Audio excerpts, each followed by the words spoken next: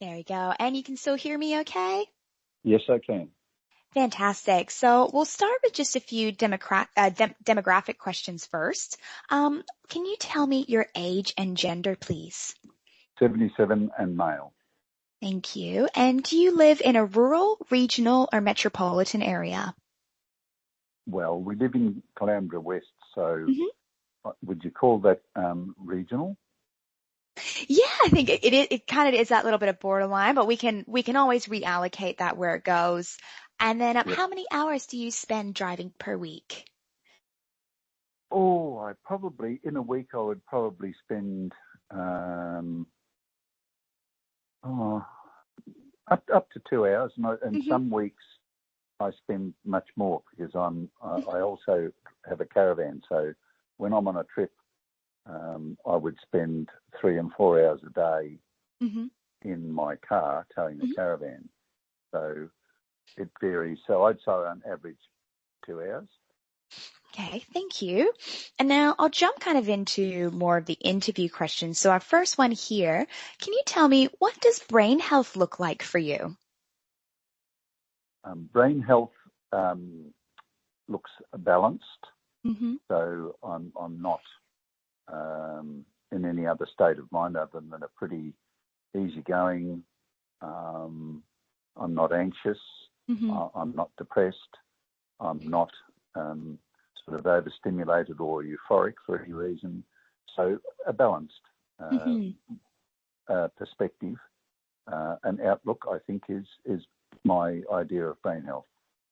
Yeah. And then if we look even a little further into it, do you think there's any specific brain functions that you think are important? So things like our memory or concentration. Well, there are very many hmm brain functions that are important. For normal everyday living, um,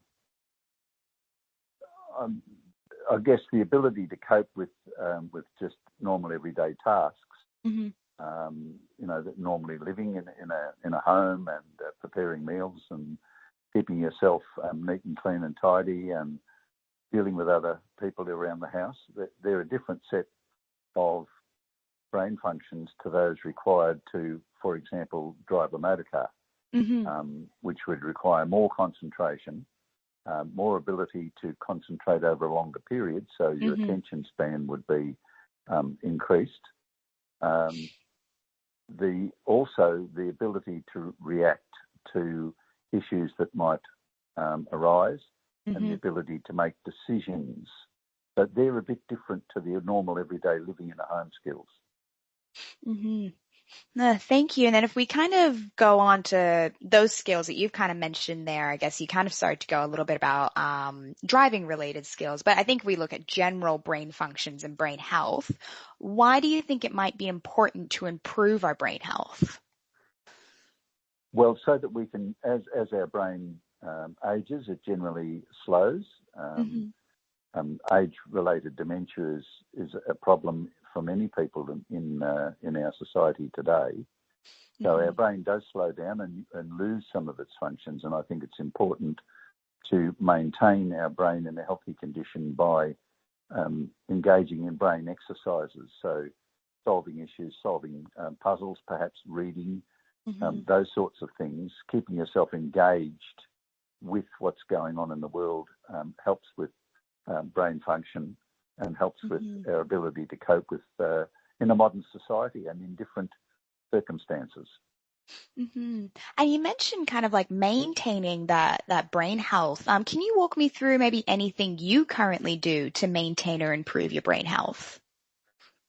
Well, I do engage um, with.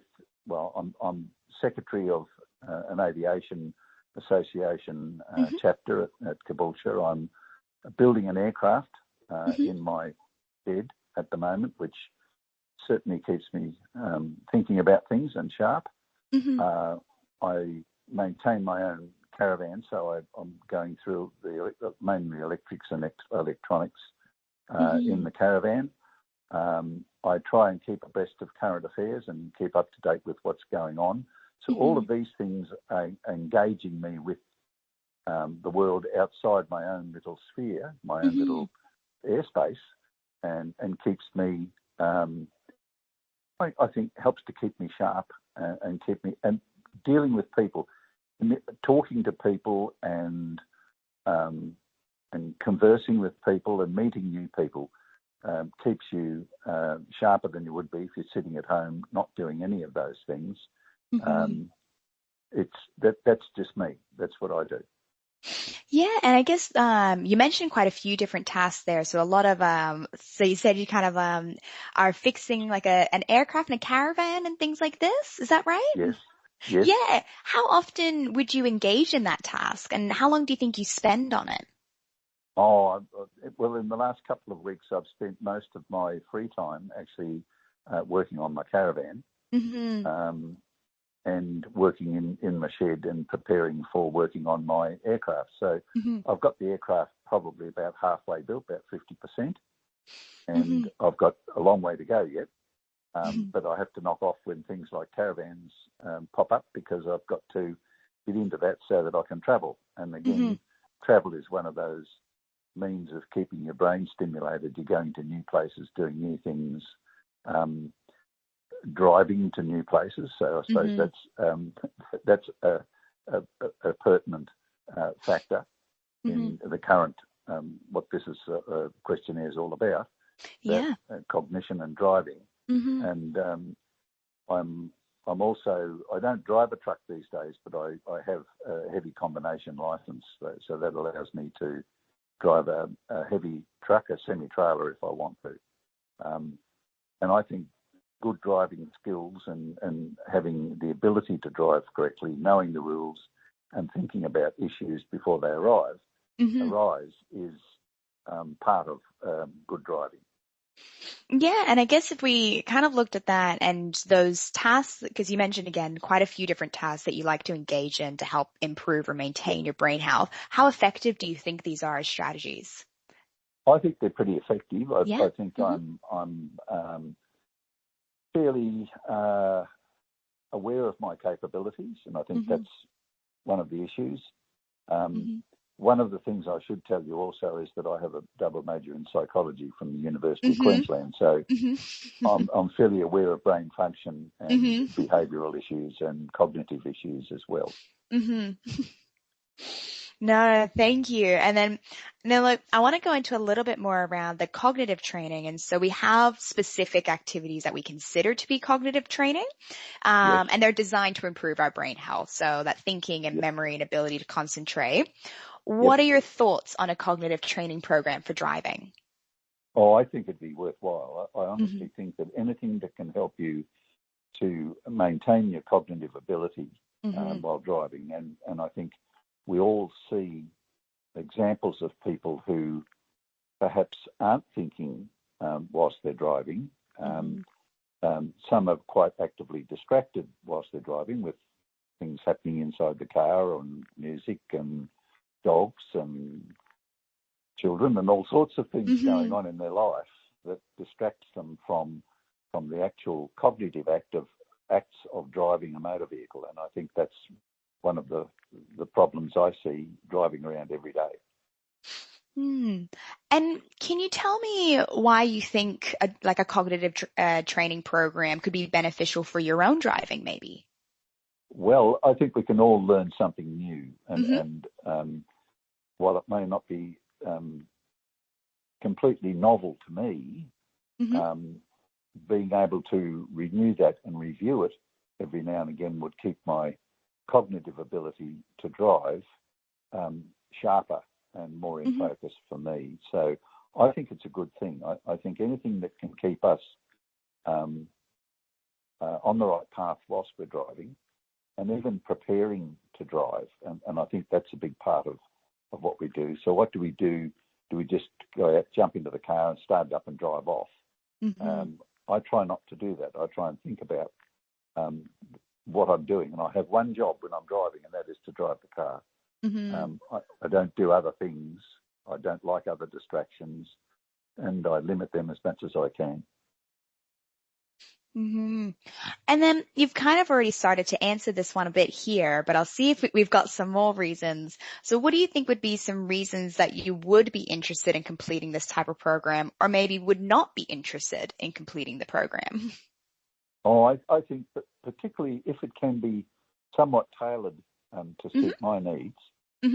I think it would be good to be able to renew and review, get myself on track, and then every now and again, depending on the complexity of the cognitive training, Hmm. every now and again to be able to renew my own abilities is a step in the right direction, because I think we all tend to fall into bad habits and not to think clearly about what we're about to do. Hmm. So I think it would be a very, very useful tool for every driver, not Hmm. just me. You mentioned that you'd want it kind of tailored to you. Can you explain a little bit more around that? How would you want this to be tailored to you? Well, I think um, drivers come in all shapes, sizes, and abilities, Hmm. and they also are driving vehicles of all shapes, sizes, and complexities. Hmm. So I think, for example, an older car might be more with a manual gearbox and none of the aids and bells and whistles that modern cars have. Would Hmm. be harder as you age. You'll be harder to drive to keep up with all of the tasks that you have to do to drive safely on the road. Hmm. And I'm thinking back to the sort of vehicles that I drove when I was learning to drive. Um, and I learned to drive when I was 10 years old in a Hmm. rural area, and that's Hmm. quite common for rural kids. Hmm. And I was driving my dad's truck at age 14, and I've been driving trucks ever since, on and off. Hmm. So it varies what people want, what people need to get out of um, the cognitive training. If they have a simple car with modern aids and assistance, if they, for example, then can concentrate on situational awareness around them Hmm. and the cues as to how they might use situational awareness to make them better drivers, I think, and be aware of their situation on the road, I think it'd be better than if I was, for example, going to step up into a large, complex truck and Hmm. try and drive that truck down the road. I'm Hmm. going to have different needs in terms of cognitive training. Yeah, thank you. And then if we go to kind of explore different type of modalities for this type of training program, I just want to kind of run through a few and just see what you think maybe some advantages or barriers would be to these approaches. Yep. So our first one would be like, what would your thoughts be about completing a cognitive training program for driving online? What would be the advantages and barriers to this? The advantages are that it would be available at any time. Hmm. So I could slip into a computer or slip up on the phone or whatever if it's online, or an iPad. I could go through the exercises and the training whenever I wanted to, and I could fit that into my day. Hmm. The disadvantages is that one size doesn't fit all. Hmm. It would need to be tailored to suit various levels of ability and various needs, mostly, in complexity of vehicle and the type of driving that you do. I imagine that Hmm. any inner city driver would need a different skill set to a rural driver might need, for Hmm. example.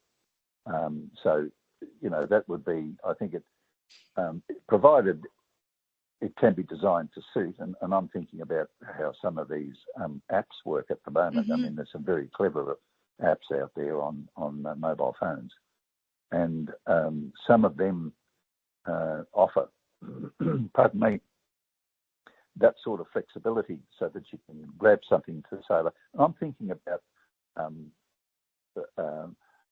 simulator type Hmm. programs, and perhaps I'm getting too complicated here. I'm overthinking it, but flying simulator programs offer the kind of a kind of training Hmm. that might be suitable for driving.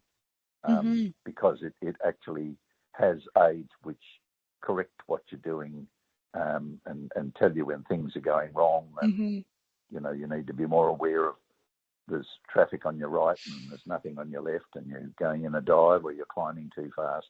So they correct things. So it's sort of a simulator. That's what I'm basing I might be totally wrong, but and perhaps I'm getting ahead of everything. But that's I've used those in the past and they've been very helpful in honing skills, honing existing skills and bringing dormant skills to the forefront so that I didn't think about that. You know, that's what I'm basing my comments on. No, thank you. And then if we looked at maybe doing a cognitive training program for driving via a booklet or a pen paper method, what are the advantages or barriers to this approach? You're less likely to do it. After all, it would be sort of like paperwork or classroom work or that kind of thing. I think that would be a distinct disadvantage. It would be harder to tailor it to suit people's needs, I think. Maybe not. Maybe I'm wrong, but I think a flick and tick question and answer type thing would be less immersive, so people would not get perhaps engaged as fully as if you were able to see something online, which can be more visual and more engaging. So, yeah, and a lot of things, including driver tests these days for learner drivers when they're first sitting their driver tests, they're all online and provide more situational type testing than is possible with a paper and pen and a paper-based system. No, thank you. And then what if it was like a board game style training? Do you think there are any advantages or barriers to this? I think they'd be handy. Board games are great. I mean, they're a lot of fun. They could engage people as well. But the issue is then you've got to actually unpack it, pull it out and actually find all the pieces. Because I think we've got a few boxes of games around here that don't have all the pieces, that the grandkids use. So, at the end of the day, there are some advantages. Certainly, it would be engaging, and it might engage some people more than others. I think I'd prefer to do something online, but there'd be a lot of people that say this is a lot of fun and sit around and actually engage in a more social atmosphere and a learning atmosphere from that. It would be very handy, for example, for young learner drivers or newly accredited drivers to engage them perhaps with the board game and keep some of those cognition skills up and challenge them in that way. And I think that would be good. Yeah, thank you. Now, we're approaching our 20 minutes now, but I've just got a few more questions. Are you available for a few more minutes for me to ask a few more? Yeah, let's keep going for as long as you need to. Thank I'm you. in your hands. Thank you so much. I won't take too much longer, but I just wanted to, just in case. Now look, next one here then. Can you tell me what factors do we need to consider in designing a cognitive training program for driving? I'm sorry, what was the question again? What factors do we need to consider in designing a cognitive training program for driving? I think you've already started to touch on a few, but what if you were to design a program, what should it look like? Oh, that's how long is a piece of string? I mean, there's age-related factors, obviously. I think that's a huge one because young folks just starting to learn to drive, perhaps, and then newly accredited drivers, newly licensed drivers, have different needs to drivers that have been driving for some time and need to renew and review some of their skills. So I think age is one. Driving ability, because we all drive, a lot of people learn to drive differently today. Even today with the requirement for the 100 hours in the logbook and all that sort of stuff. We're still experiencing different teaching techniques. So the background of our previous learning, I think that's terribly important. It's a factor we'd have to consider. Also, if we have, for example, a online-based system, there might be people who are not comfortable with online abilities, so it perhaps needs to have a backup system. The board game would be a good idea to get people to sit down and work through those sorts of issues, or even the paper-based system. They might be much more comfortable with that. But there would have to be an incentive. So how do you incentivize your learning? I think that's one of the major factors that any cognitive training and learning experience really has to overcome is, how do you incentivize, how do you motivate people to actually do it? That would be a major factor, I think, in the design of your system. And then the outcomes. How do we actually measure the outcomes? Have we improved, or have we not improved? Have we stayed the same?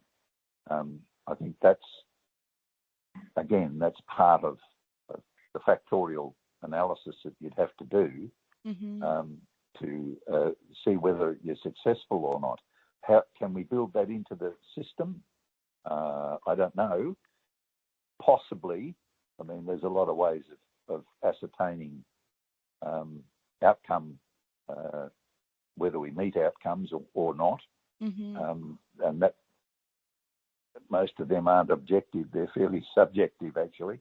So there's a few factors that I can think of that would affect the design of your system. And I'm no specialist in designing those sorts of systems, let me tell you. No, thank you. And then even if we looked at trying to improve like the acceptance or willingness to take part in a program, how do you think we can improve that specifically? I think by being able to demonstrate to people that there is a benefit in doing it, that they will improve as drivers. In other words, if there's research out there, and I'm sure there is, if there's research out there that can say that we tested subjects from 18 or 16 or 17 years of age all the way through to 80 years of age, and we found that in this age group, this was a definite benefit. In this age group, in the next age group, we found this. In the older age group, we found that there was benefit, but it was in relation to these particular factors, part of our training. I think if we can sell that to people and grab their interest and say, look, you can improve yourself by doing these mental exercises, and I think that the idea of the word cognitive also will put people off because people don't understand what cognition is. Generally, the people that I bump into, I understand it, but I have to do a lot of university work to understand it. But people in our society, in our communities, really don't. If I went out and said, "Oh, your cognitive abilities are a bit off, mate," they say, "Huh?" You know what I mean? Yeah, we need to present it as being palatable, attractive, meaningful. In other words, people will get some sort of benefit out of it. That it'll make you safer if you can have a better attitude to driving, if you can have more skills when you're driving, if you get less tired when you're driving, if you can be more aware of where you are on the road and where other people are on the road whilst driving. This sort of thing, if we can sell it and make it attractive, people will do it. People will do it. Invent a better mousetrap and people will come. No, thank you. And then I guess kind of the final bit I just want to explore is if we were to look at this as the training program and actually looked at sessions and programs in this. So firstly, how long do you think a session would be? Like how long would you want to engage in something like this? Now, then we start to get into discussion of attention spans. Mm-hmm. And modern attention spans, because of the way we train ourselves and we operate with online stuff and apps, and everybody's got a very smart mobile phone or a pad, Mm-hmm. and schools teach things on pads and computers, and, our attention spans have been decreasing in modern times over what they were, for example, when I went to school. So our attention spans these days are probably less than 20 minutes, heading more towards 10 to 15 minutes. Mm-hmm. So how do you engage people that's meaningful for your program, given that attention spans are decreasing? That's a real challenge, and I recognise it as a real challenge. Mm-hmm. I've been a trainer. When I was at work, I used to have to train people. We would do a session, and we'd for 10 or 15 minutes and stop and have a break. Mm-hmm. And universities, and I guess your university does the same. You can't have a lecturer stand up there and do a whole 1 hour lecture, because they'll either be asleep or they're gone out of the lecture. That's a fact of life. Mm-hmm. Even in shoots and things, people just tune out. They're gone. You haven't got them. So that's a challenge, and I think breaking it up into how can I say it, into chunks. Mm-hmm. So chunking the training up into meaningful bits, all with the same intent and perhaps all in the same factor or on the same subject, would certainly help to keep people engaged. That I think is the biggest challenge facing cognitive training. It's just keeping it so that people remain engaged for the duration, so that the outcome can be achieved. And that's the purpose of all training, isn't it? Mm-hmm. And then I guess if we looked, because I guess if you have that kind of a perspective to chunk the sessions, if we then looked at this as a program, how long do you think that program should be? So how often should we engage in it?